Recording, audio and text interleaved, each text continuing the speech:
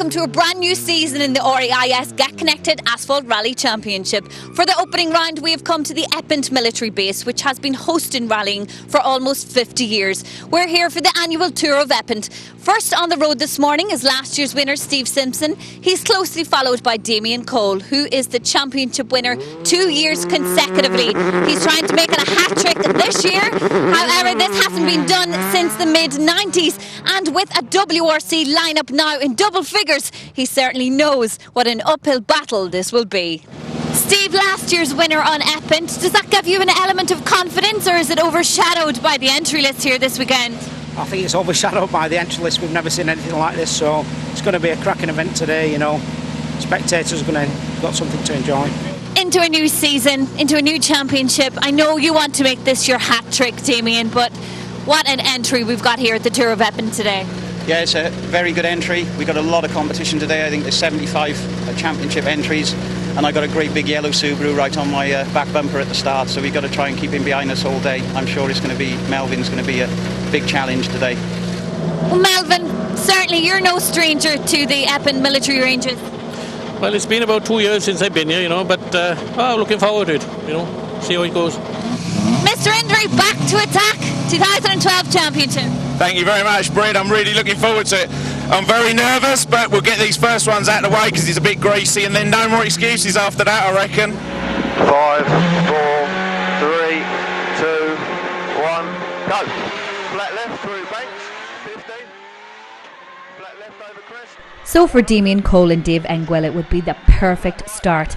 The defending champion opens up a 7-second lead over the first 2 stages of the day and heads into service with the upper hand over the strong opposition here at round 1.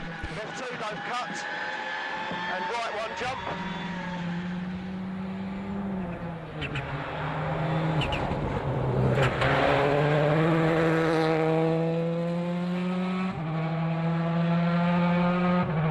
After a few years away from the championship, it would be a welcomed return for 2009 champion Melvin Evans, and despite some setup issues in the opening loop, it was still going well, second overall after stage 2.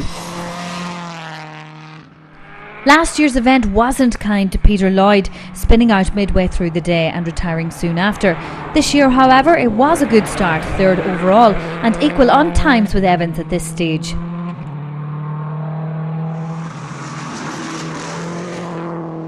Fourth overall now was yet another previous champion to start of round 1.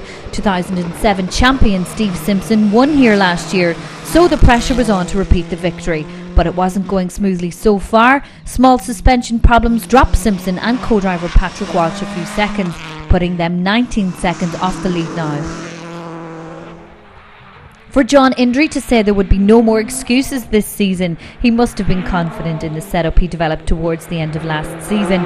And with a safe setup for the morning stages, it was going well so far. 16 seconds behind Simpson still, but holding his own in 5th overall, and a good lead of the B12 class in the process.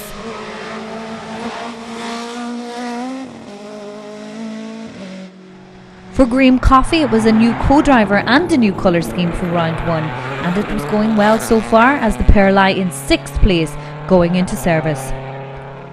It would be a steady start for Paul Bird and Kirsty Riddick as they settle into 7th overall, maybe a slightly cautious approach on their first full season in the championship.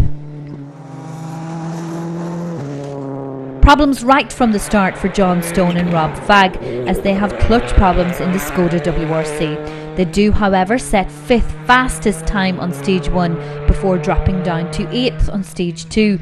Sadly for the pair, that would be as far as they go, retiring with clutch problems in service. Well, for any driver, it's a nightmare of an opening round for you, John. Yeah, not good really.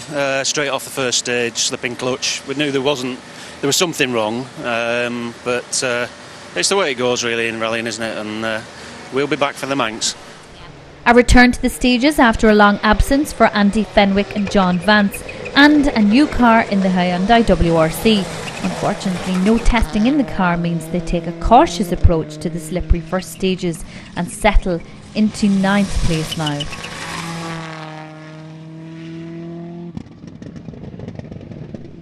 And rounding out the top 10 as well as the leading Class N4 crew were Mark Morgan and Tony Fisher in the Evo.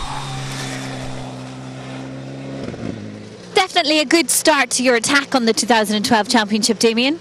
Yeah, we had 2 good stages then, a few moments on the first one, very, very slippery. But we had a big push to try and get a lead at the start, which I think hopefully we have. We dropped a bit of time to the Subarus on the second stage because it's just so fast that they've got a bit more power, I think, and we struggle on the end of the new road to keep it going against the Subarus. Yeah, well, you just need to continue with that form for the rest of the day. Yeah, we just have to try and push even harder on the technical bits, I think.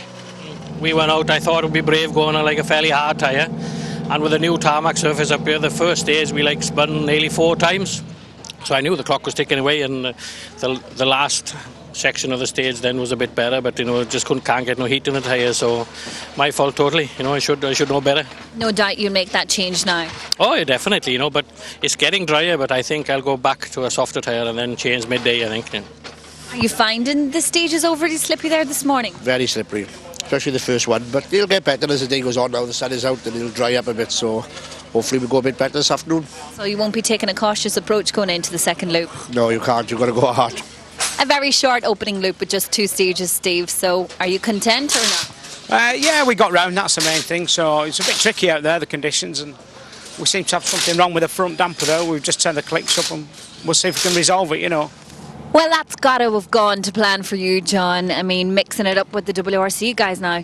I can't believe it. I mean, everybody, I presume, must be moaning about the grip. I think it's this new tarmac, greasy, wet. The new mature John Indry went, no, that is what everybody's going to be suffering with. We didn't have much grip. You've got to love Janice, who thought I was going slower on the second one, thought I backed off of it, even though we're actually having a few of these everywhere. But to be 5th after that, I would have bitten your arm off for that, because that isn't right for this car. That's picking up everywhere. I'm trying not to do that. So, no, I'm well pleased. When she showed, Janice is cleverer than Dave Engwell because she can get things on her phone, and we saw the results. I was like, can we stop the rally here? There, that's the one. So. With the opening loop out of the way, there were already a few class battles starting, but not so much in Class N1, where Max Hartley and Peter Grant were the only crew out in the class. Some good points to be picked up from round 1 if they finished. A little more in the way of competition in Class N2 as Chris Wheeler and Jan Griffiths open up a 26-second lead over the Citroën Saxo of Alison Locke and Russell Joseph. Another class with just 1 crew was the N3 class, and Martin Newson and Julian Riley in the MG would be taking full advantage of the likely points here today. Less than a minute separated the top of the N4 class at this stage, and it was our 10th overall Mark Morgan and Tony Fisher who lead the class for now. Suffering a misfire from the start of the day wasn't helping Rod Tout and Dan Holley, as they take up 2nd in the class, 24 seconds down on the class lead. And it would be a 3rd in class for Michael Glendinning and Josh Davison, stepping down from a B13 car to the Group N Subaru for the season. In Class A6 it was the Ford Puma of Graham Butler and Jamie Foster that takes an early lead of almost a minute over the Fiesta R2 of 2nd place to Alex Laffey and Jack Morton.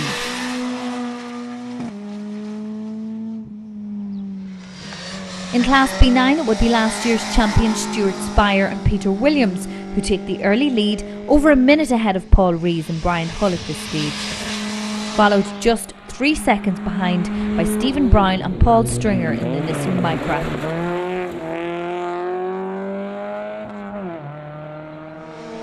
A high-speed spin on stage 1 wasn't the best of starts for Darren and Sue Underwood in the Nova, but they still managed to set some fast times and take the lead of the B10 class, 25 seconds up on the escort of Kevin and Charles Tappan, who also had a few problems of their own, no least having to learn the notes and stages, having only used them once in the past.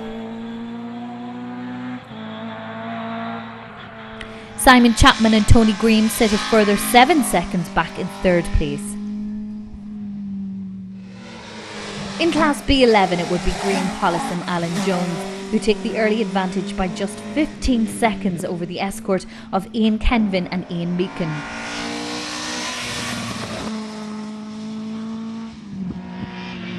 Wayne Palmer and Matthew Farr do their best to keep up the escorts in their Darien, just 3 seconds back in 3rd place.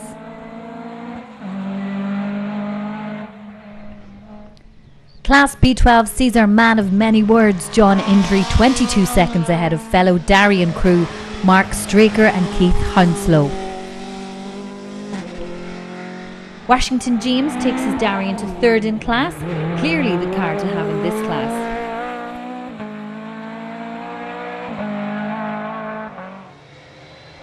After a selected programme in 2011, it would be a good return for Bob Fowden and Jason Sugden in Class B13. The pair take the top spot on Stage 1 with a 2-second advantage, but they would have to share that place on Stage 2 as Christopher Jones and Ashley Trimble close that gap and head into service on an identical overall time.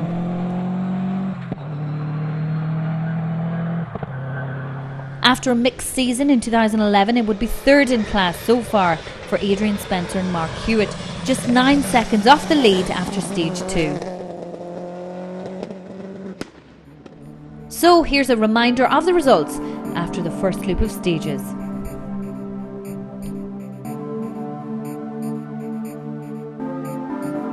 Well, the top class entry, topped by the sunshine, has meant the crowds are out in force on Epynt this morning. Damien Cole took the lead early on after the mist lifted, but will he maintain the lead? Not if Melvin Evans, for one, has something to do about it. See you after the break.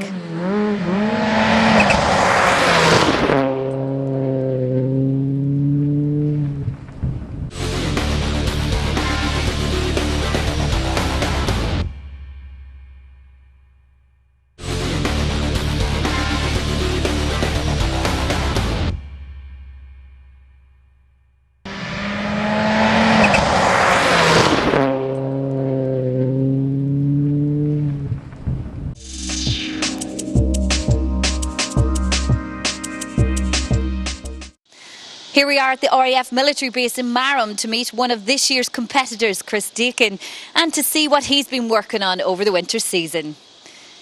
Yeah, I doubt this machine is going to pass the scrutineers in Epynt. So before we meet the man himself, let's take a look at that machine. We're in the heart of the beautiful countryside of Chesterfield in search of the Scooby Clinic. Yes, this is where Chris Deakin has left his car in the capable hands of the mechanics there in preparation of the first round of the championship. Let's check it out and see how they're getting on.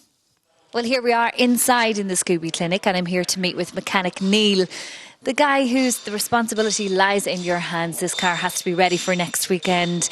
That's a lot of pressure on you. Very much so. It's been a lot of sleepless nights, but it's all coming together now. All the parts are turning up, so we're confident it's going to make it. It's hard to believe that just a couple of weeks ago this was a white shell. Now we're looking at almost a completed car. Tell us what we have here. The car started life as a 22B wide arch shell, bare white shell. It's going to be a B13 car, so it's keeping a 2-litre engine, full closed deck engine, loosely based on the old WRC spec. You'll be at ringside during the events this year, a championship that I'm sure you're looking forward to seeing as well, to see what your creation is capable of. Very much so, yes. It's going to be a bit nerve-wracking, but also very exciting at the same time. There's a lot of blood and sweat gone into building it, so it'll be interesting to see what Chris can do with it. Good luck to the team. Thank you very much.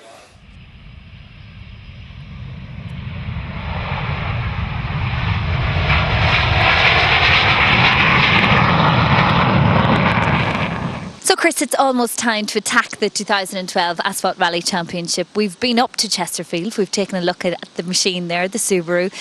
It can't go unnoticed, the help and support that you have in the background with the team you have. Very much so. It's a massive team effort. We do it as we work. As you can see the guys in the background, this is my service crew that normally are on the car when you see them, but this is them doing their real job. Yes, and they'll be transferring their skills from the plane over to the car for the first round of the championship. You have serious confidence in these guys. They are high performers. So does that put a bit of pressure on the driver himself? Well, very much so, yes. That I've got no fears about the car and how it's prepped and how it's looked after. The only thing is the pressure is on me to transform their efforts into success. One of your other aims this year, of course, as well, is to promote that charity Help for Heroes, bringing it to a larger audience, really. Very much so. The charity we're supporting this year is very, very close to my heart. I suffered a very, very minor injury in 2009 whilst serving overseas, and the end product was I was sent to Headley Court to the Help for Heroes Centre to be fixed basically, and as of December I was restored to full fitness thanks to them. So your hopes this year is to attack the full championship. You got a taste of what to expect during last year's season. Are you looking forward to this one? Yeah, very much so. All the guys are back from operations overseas, so we've got a full team. We missed a couple of rounds because the co-driver and a couple of essential members were overseas. This year, yes, with a new car going up from the Group N, hopefully we can do better and get quicker around the stages. So. We're really looking forward to seeing you in action, Chris, and best luck with the season. Thank you very much. On to the second loop of the day now, and a repeat of this morning's 2 stages. A chance for the pace to be stepped up now. The crews were a little more confident of the conditions, and for Melvin Evans and Allied Davies, it was their chance to take the lead from Cole. A couple of seconds gained on stage 3, and extending that to 25 seconds lead after stage 4. It wasn't just Evans that jumped ahead of Cole in results though, as Peter Lloyd and Ryland James also pick up the pace to jump ahead into second place now. So for Damien Cole and Dave Engwell, it was a drop down to third. The gap to Lloyd in second place was only 1 second though, so the battle was still well and truly on. No change in fourth place for Steve Simpson and Patrick Walsh. The stage times were getting faster, but so too was everyone else. So any advantage on that fourth place would have to come with a big push on the following stages. 1 right and 5 right, slippy, don't cut. Never last time, slippy, don't cut. And 4 left, tightens. This is slippy as well, and 1 right. Also right, and a crest. Next one, crest, 2 right into, 2 left, tightens in, 60 down, 2 right through dip, and 4 left, don't cut, 60. Still chasing down the four-wheel drive cars that fill the top 4 places were John Indry and Janice Moore, but with the stages drying and the weather getting warmer, it wouldn't be long before the tyres started to go off. Still some setup changes to be made in service if they are to hold that 5th place or advance on the lead. Joining Indry in the top 10 though, our fellow Darien crew Mark Straker and Keith Hounslow. The pair jumping up 6 places over these 2 stages, the 2-wheel drive cars fighting back in the drying conditions.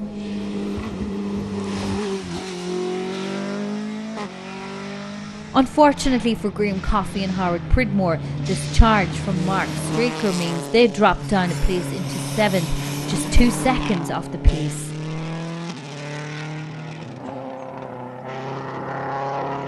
Paul Bird and Kirsty Riddick would be another victim of the hard charging Darien ahead, as they are forced down a place into 8th now. But for Bob Fowden and Jason Sugden, it would be a move up into 9th place, settling into the stages a little more now. And still rounding off the top 10 at the end of the second loop were Mark Morgan and Tony Fisher in the Evo.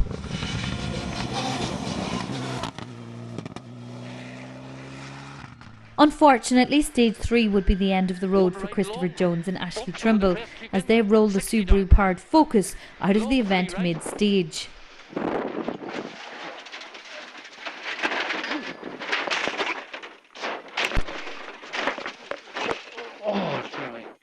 You okay, Chris? Yeah. Nigel Mummery and Fiona Scarlett also retire on stage 3, but for them it was engine failure, a disappointing end to their first round too. Michael Glendinning and Josh Davison wouldn't go any further than first service either, the gear lever on the car snapping in the early stages. And for Neil Arden and Giles Corbett, it would be an all too familiar end to their event when the gearbox calls it a day on stage 4, something the pair saw happen last season too.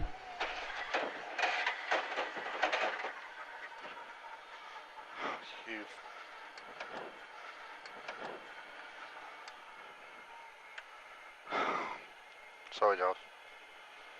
I got nothing. So here's a recap of the results after the second loop of stages.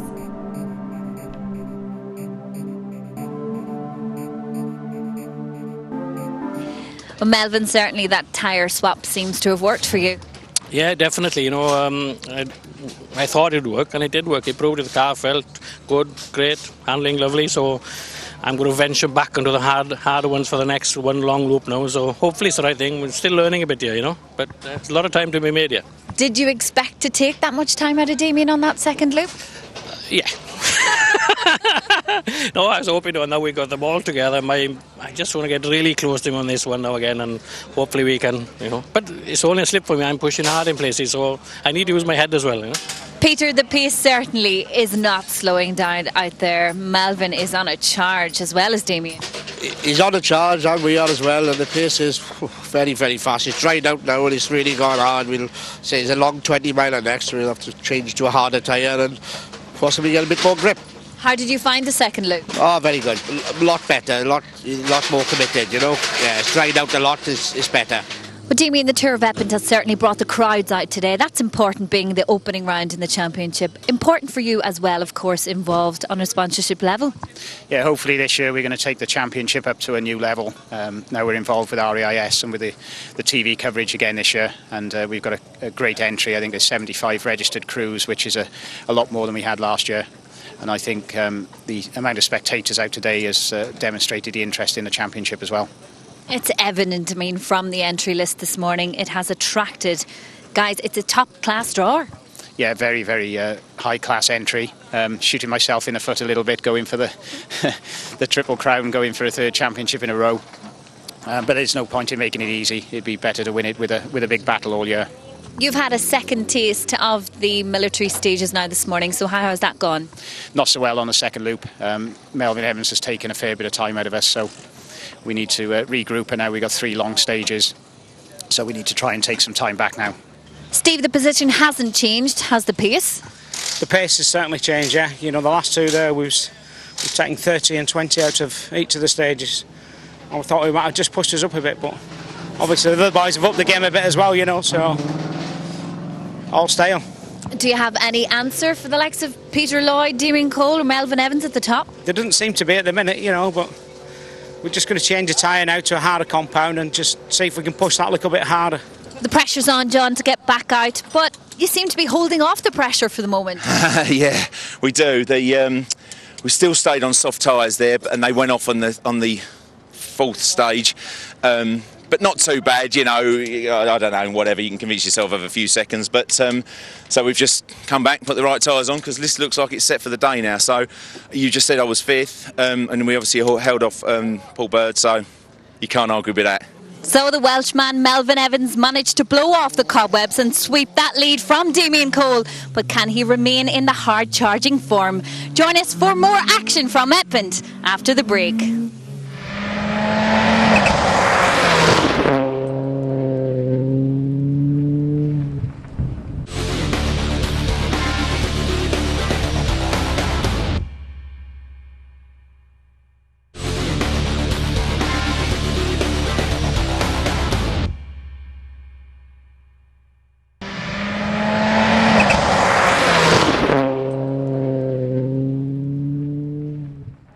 A change to the layout now for the remainder of the event as the stages are joined up to make the tests longer. And for Melvin Evans and Allied Davies, that just meant they had a chance to extend their lead of the event now to 49 seconds.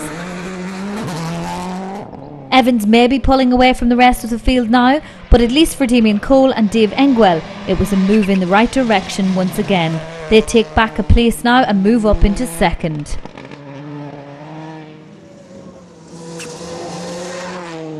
So for Peter Lloyd and Ryland James, it's a drop down into that 3rd place vacated now by Cole.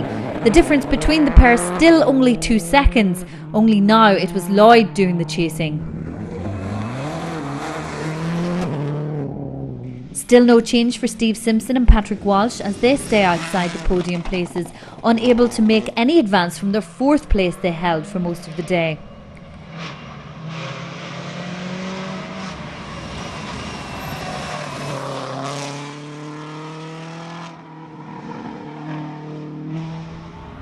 And no change either for John Indry. A better setup on this stage helps with the confidence in the car. as new co-driver Janice Moore helps keep things under control inside the car to keep the pair in 5th overall. Ready with a finger, Janice? Yep, 200. Open fast 3 right. Don't cut. Oh, that's the best you can do. 50. Flat left. 200. Watch your speed here. That's an 8 left tightens. Watch it here, John. After a good push up the results, it would be an end to Mark Straker and Keith Hounslow's event as they crash out on stage 5.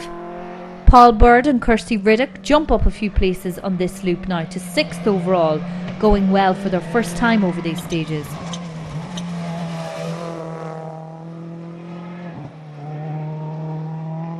Bird's move up the results though is at the cost of Graham Coffey and Howard Pridmore. No advance for them as they remain in 7th place, now behind the Focus crew. Bob Fiden and Jason Sugden move up one more place in this stage to lie 8th overall and leading their class. And this loop sees another new face in the top 10 as James Belton and Mark Leinster jump up to 9th in their Impreza WRC. Still rounding out the top 10 though in their Evo are Mark Morgan and Tony Fisher. Unfortunately, this would be the end of the road for Andy Fenwick and John Vance as they retire the Hyundai with damage caused from a puncture. Mark Worley and Hamish Campbell also retire their Subaru WRC in this loop, having been lying 15th overall. So after 5 stages there would be a few changes to the class battles, but not in Class N1, where it's still the lone entry of Max Hartley and Peter Grant that are in line for those class points. Chris Wheeler and Jan Griffith still hold on to the lead in Class N2, now with a 33-second lead over the Saxo of Alison Locke and Russell Joseph. Martin Newson and Julian Riley keep the MG on the road to move a step closer to the class points from round 1. Mark Morgan and Tony Fisher still lead the N4 class with their top 10 overall place, a lead which seemed to be made more secure when second placed Rob Tout and Dan Holly encountered problems in their Evo, clipping a bale in the previous stage and causing damage to the steering and losing the pair around 30 seconds over the remainder of the stage.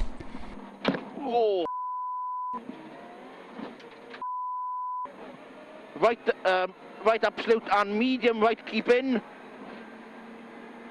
Puncture. Spend something. Fast left over crest. 300. And with his own car not ready in time, it would be a last-minute hire car for Chris Rice and Craig Cameron as they round off the top of the N4 class now.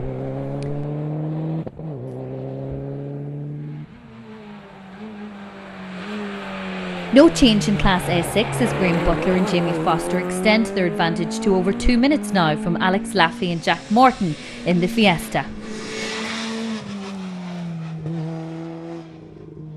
And in B9 it would be Stuart Spire and Peter Williams that remain at the top of the class, but the retirement of Paul REIS means it's a step up to second for Stephen Brown and Paul Stringer in the Micra.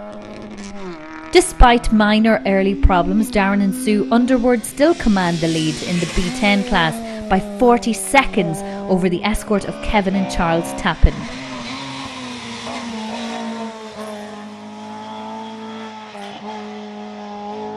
And it's a move up into third for Kevin Monaghan and Chris Purvis as they replace Simon Chapman in the class battle now.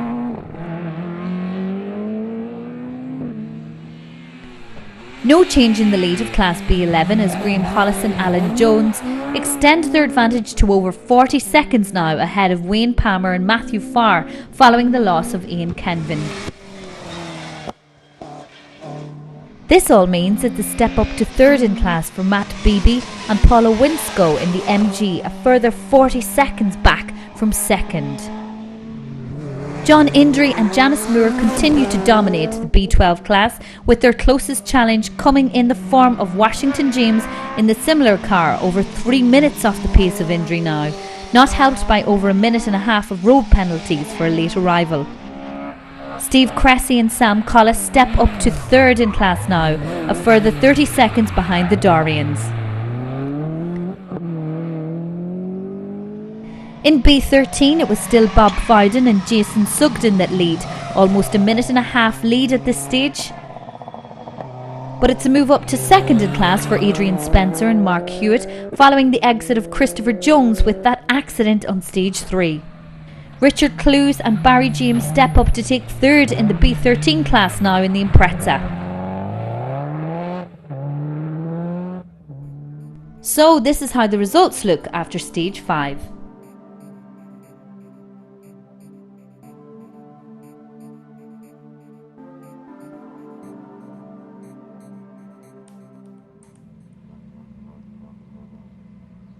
Back to the overall results now, and Melvin Evans and Allied Davies continue to push through the long stages to extend their lead to just over a minute now.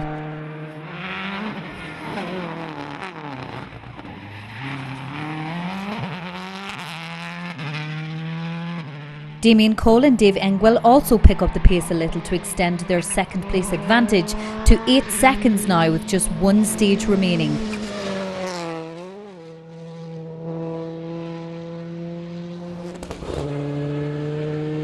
With Cole starting to pull away a little now, it would be looking like third was as good as Peter Lloyd and Ryland James could expect, but with that final stage remaining, it wasn't over just yet.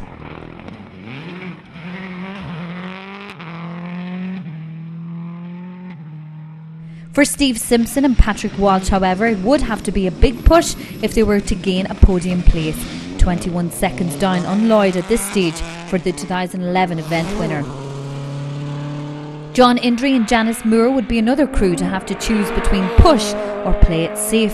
Just 19 seconds behind Simpson now, but with a more comfortable 41 seconds to the crew behind. And in that 6th place were still Paul Bird and Kirsty Riddick, getting to grips with the stages a little more each time now and showing they will be the ones to watch this season. No change for Graham Coffey and Howard Pridmore as they remain in that 7th place in the Impreza.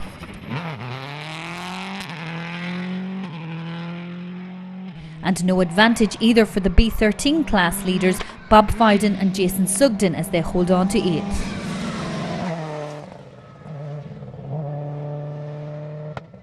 James Belton and Mark Glenister keep the Impreza in 9th place, still just 17 seconds behind Fowden. And the N4 class leaders Mark Morgan and Tony Fisher round out the top 10 once again. And this is how the leaderboard looks going into the final stage of the event.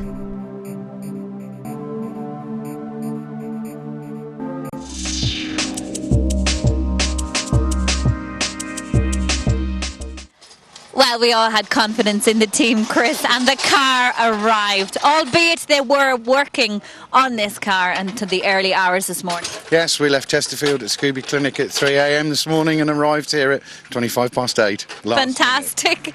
On the stages on time, and you did get a few miles done in it this morning before you arrived here. Yeah, I drove it 20 miles around Chesterfield just to get a feel for it.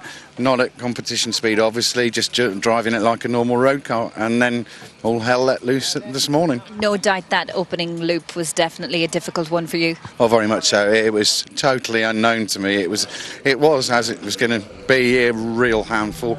But we've dialed in a few settings now, and it's starting to get familiar, and we took a minute off both of those stages, so as long as we keep going up, we're more than happy. Well, fair play to you and the team, and we look forward to seeing more of it on the stages. Thank you very much. After the break, we'll enter the final stage miles of what has been a fantastic opening round to the 2012 REIS Get Connected Asphalt Rally Championship. Join us then.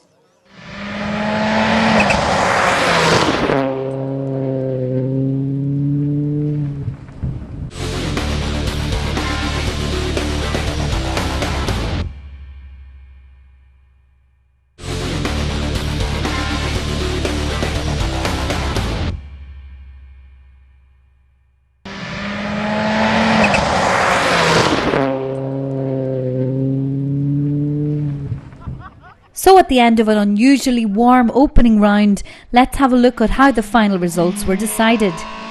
The final stage would be a disappointing end for Darren and Sue Underwood as they retire from the event and class lead with a broken drive shaft. In the N2 class, it would be second place still for Alison Locke and Russell Joseph in the Saxo, just 57 seconds behind the class leaders for the whole event, Chris Wheeler and Jan Griffiths in the Fiesta.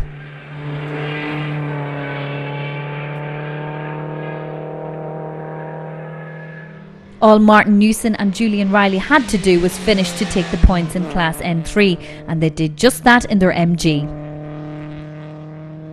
Chris Rice with young co-driver Craig Cameron managed to keep hold of that third place in the N4 class in their hired Subaru.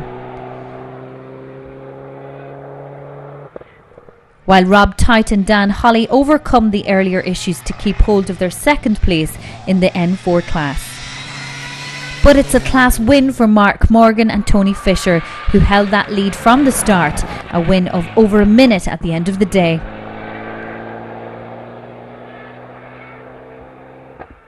Class A6 would see Alex Laffey and Jack Morton finish second in the Fiesta R2, unable to keep up with the Puma of Graham Butler and Jamie Foster ahead of them, and they finish with a comfortable lead of almost 3 minutes in the class.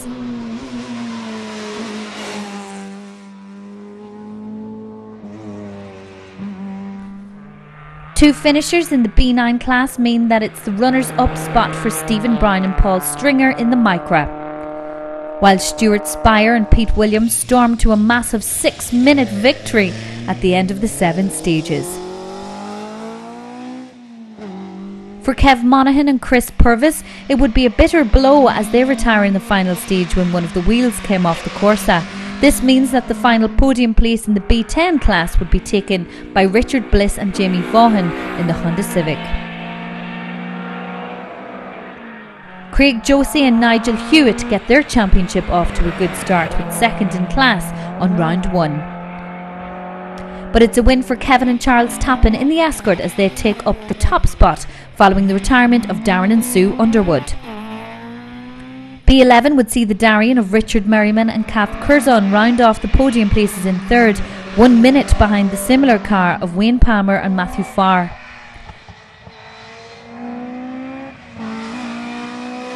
But it's a win of just over a minute for Graham Hollis and Alan Jones in the Escort as they take the maximum points in B11.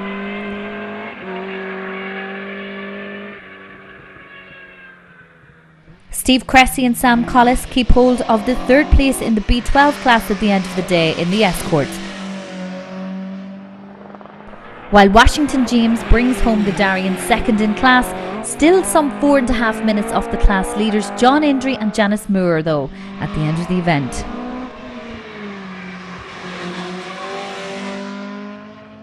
In B13 it would be a late push for George Mackey and Don Wyatt after problems early in the day to finish third in class. A good result still considering the limited time out in the new car and the broken drive shaft on the early stages of the event.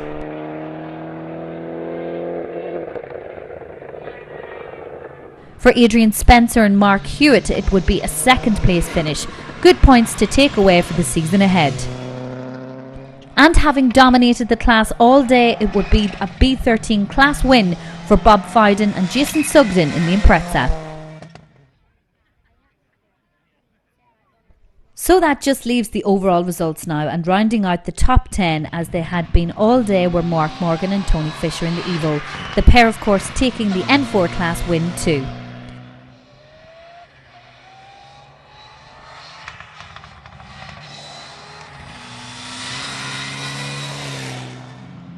Following a season of ups and downs in 2011, it was a good start for James Belton and Mark Glenster as they finish in 9th overall.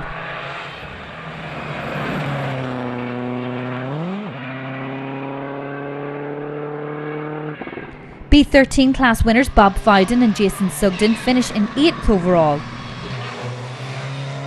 And it's no change for Team Coffey as Graham Coffey and Howard Pridmore end the event in 7th place. Paul Bird and Kirsty Riddick make their intentions known with a 6th place finish, and with the pair previous winners of the next round on the Isle of Man, it was set to be a good fight at round 2.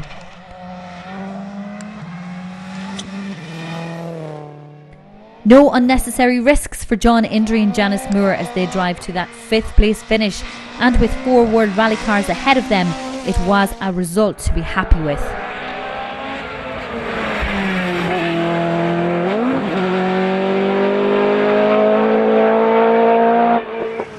John, you maintained 5th place all day. You've got to be happy with this result. I mean, mixing it up with WRC times all day. The last couple of stages, Peter Lloyd's going to see what I'll say about him. He's over your shoulder there. But the last couple of stages, we got 3rd sort of place. I think the guys were still giving it a go.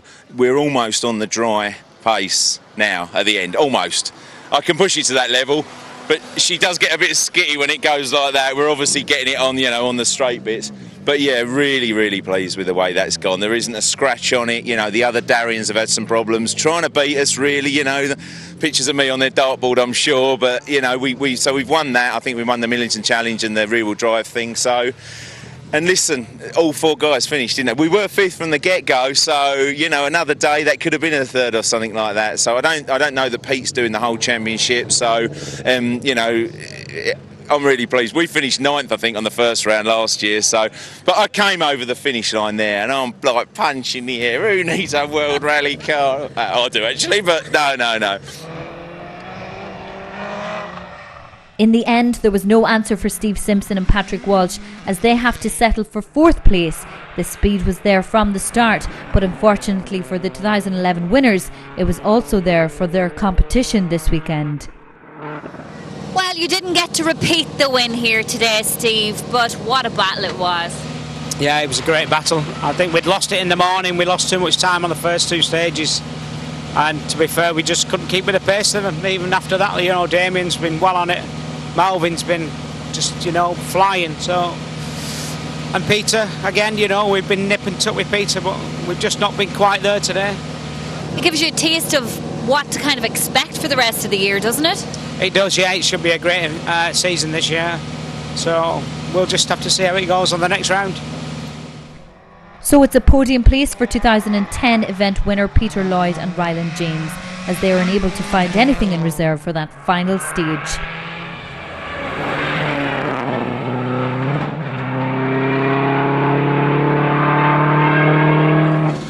Even between yourself and Damien put it up to you on that last stage there this evening. Damien did, he did fair play to him. He probably beaten us by 10-15 seconds. He done well, I've had my day up here 2 years ago. I won it.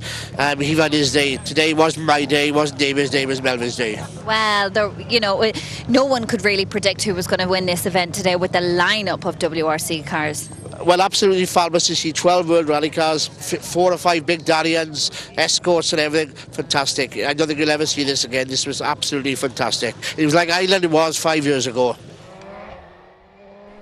Damien Cole and Dave Engwell don't let the rally leader get away with any more time on the final stage, keeping the winner within their sights. Sadly, not enough time though to gain anything back, and the pair have to settle for 2nd place.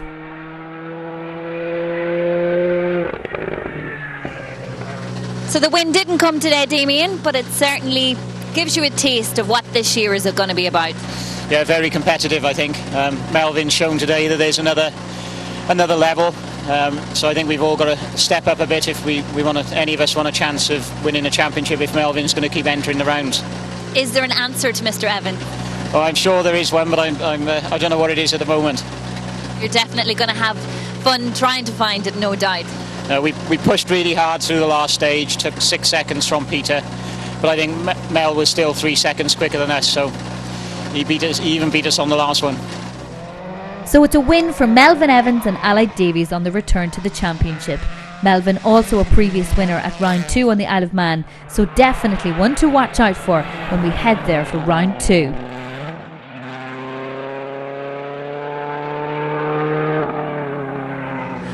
Melvin, congratulations. It's always a coveted win to get a win in the opening round. Yeah, it's great. Everything's gone bar the first loop for us this morning. It's all gone brilliant, Cars worked well, Ali's worked well because he hasn't been in the car with me for a couple of years. I haven't been on Epynt for a few years, but thoroughly enjoyed it. Great day, good competition. fair dues to all the other boys. They were going hard there, so it's nice to have a win on the first one. It has been a while since you competed in the Tour of Epynt, and was it as expected today?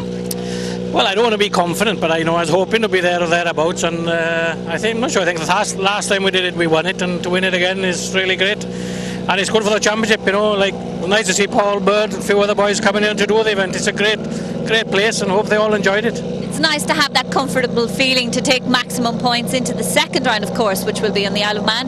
Yeah, it's great. We won the Manx last year, but I got a feeling it's not going to be so easy over there. Like Paul Bird goes well over there, but that's what it's about: good competition and a good day's rallying, and the best man wins, hopefully.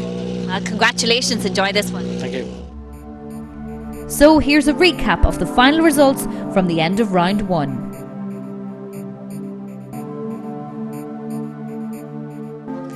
The sun came out this morning, burnt the mist off the Epynt military base, and it's still shining on us here at the Castle Hotel this evening. What an opening round to the 2012 REIS Get Connected Asphalt Rally Championship. Damien Cole may have taken the lead early on today, but once Melvin Evans took that lead from him, he held on to it, took control and won the event by over 1 minute. The next round of the championship takes us to the Isle of Man. All the crews will be making their way there, and of course, so too will we. We'll see you then.